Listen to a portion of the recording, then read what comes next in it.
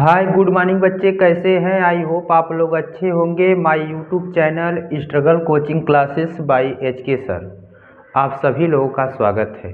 बच्चों, आज हम लोग क्लास 12 में एक टॉपिक है ट्रांसफॉर्मेशन, उसके विषय में बहुत ही शार्ट समय यूँ कहूँ तो शब्दों में हम लोग पढ़ने का प्रयास करेंगे। उससे पहले हम आप लोगों को जानकारी के लिए बता दें कि बहुत ही जल्द हम लोग हमारी टीम तैयार हो रही है, प्रीवियस प्रैक्टिस सेट कराएंगे जो आप लोगों के लिए बोर्ड एग्ज़ाम के लिए रामबाण का कार्य करेगा। इसलिए आप लोग हमारे चैनल को लाइक शेयर सब्सक्राइब कर दें, जिससे आने वाले वीडियो आप लोगों तक जल्द ही पहुंच सके। चलिए गाइस, स्टार्ट करते हैं क्लास 12 का ट्रांसफॉर्मेशन। ट्रांसफॉर्मेशन की बात करें बच्चों, इसका अर्थ है परिवर्तन, लेकिन ऐसा परिवर्तन जिसको लिखने व बोलने का तरीका बदले, बट उसके अर्थ में, उसके सेंस में कोई परिवर्तन ना हो, वो होता है ट्रांसफॉर्मेशन। बैक में रिपीट बच्चों, ट्रांसफॉर्मेशन का अर्थ होता है परिवर्तन, लेकिन ऐसा परिवर्तन जिसको लिखने व बोलने का तरीका बदले, बट उसके सेंस, उसके अर्थ में कोई परिवर्तन न हो, वो ट्रांसफॉर्मेशन कहलाता है।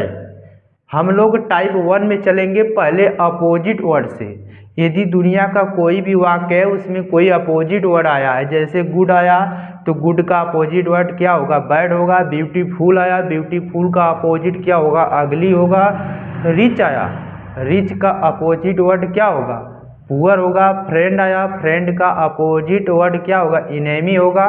उसी तरह दुनिया का कोई भी वाक्य हो, आप परीक्षा बोर्ड में बैठे हैं, यदि अपोजिट वर्ड आया है तो बनाना बहुत सिंपल है। यदि मैं इसके रूल की बात करें तो सबसे पहले सब्जेक्ट लिखेंगे जो वाक्य में आया रहेगा, फिर उसी हेल्पिंग वर्ब को लिखेंगे। कोई हमको परिवर्तन की जरूरत नहीं है, जो वाक्य में आया हेल्पिंग वही लिखेंगे। फिर बस उसके बाद जस्ट तुरंत नॉट का प्रयोग करेंगे, फिर अपोजिट वर्ड प्रयोग करेंगे। जो वाक्य आया उसका अपोजिट, सपोज दैट मान लीजिए जैसे गुड आया है तो गुड का हम लोग बैड लिखेंगे, यदि बैड आया है तो गुड लिखेंगे। उसके बाद ऑब्जेक्ट आया है तो लिखेंगे, नहीं आया तो छोड़ देंगे। जस्ट उसी प्रकार अदर वर्ड आया है तो हम लोग राइट करेंगे, कॉपी करेंगे, अन्यथा छोड़ देंगे। चलिए बच्चों, एक वाक्य लेते हैं, डाउट क्लियर करते हैं। जैसे हमने कहा कि Ram is a good boy, Ram एक अच्छा लड़का है।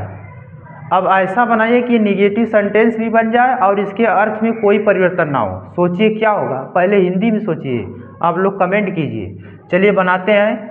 तो हमने देखा वाक्य में गुड आया और गुड का अपोजिट वर्ड होता है, या फिर नहीं बनाने आता है तो हम सब्जेक्ट से चलेंगे, नियम से चलेंगे, रूल से। पहले सब्जेक्ट लिखना है। कहाँ से लिखना है सर? तो जो वाक्य में आया है राम, राम का राम लिखेंगे। फिर उसके बाद हेल्पिंग वर्ब क्या? इज लिखेंगे। फिर उसके बाद नॉट राइट करेंगे। बहुत सिंपल है। अपोजिट वर्ड, गुड का अपोजिट क्या होगा? गुड का अपोजिट बैड होगा। अब बॉय देखिए, पहले मैंने क्या कहा कि राम एक अच्छा लड़का है, लेकिन दूसरे में क्या कह रहा है कि राम एक बुरा लड़का नहीं है। सोचिए, जब राम एक बुरा लड़का नहीं तो सेंस किधर जा रहा है, अर्थ किधर जा रहा है? अच्छा की तरफ, यानी राम अच्छा लड़का है। तो ट्रांसफॉर्मेशन यही होता है जिसका बोलने लिखने का तरीका बदले, लेकिन उसके अर्थ में परिवर्तन न हो।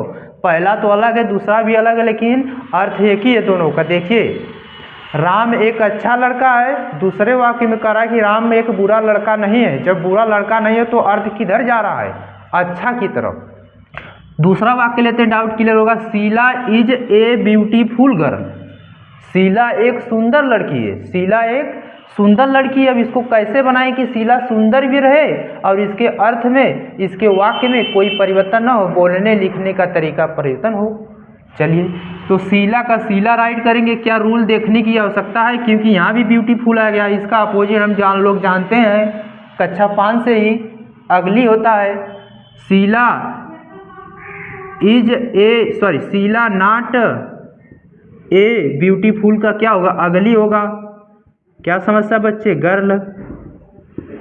शीला एक बदसूरत लड़की नहीं है, खराब लड़की नहीं है, तो क्या है? सुंदर लड़की। अर्थ किधर जा रहा है?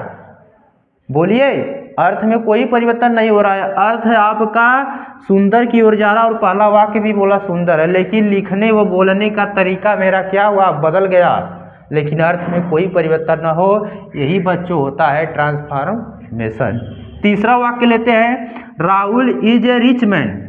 राहुल एक अमीर आदमी है, राहुल एक अमीर आदमी। अब इसको कैसे बनाए, राहुल अमीर का अमीर रहे, इसका निगेटिव सेंटेंस बन जाए, तो लिखेंगे राहुल का, Rahul is not, Rahul is not a, rich का क्या होगा, पुअर मैन।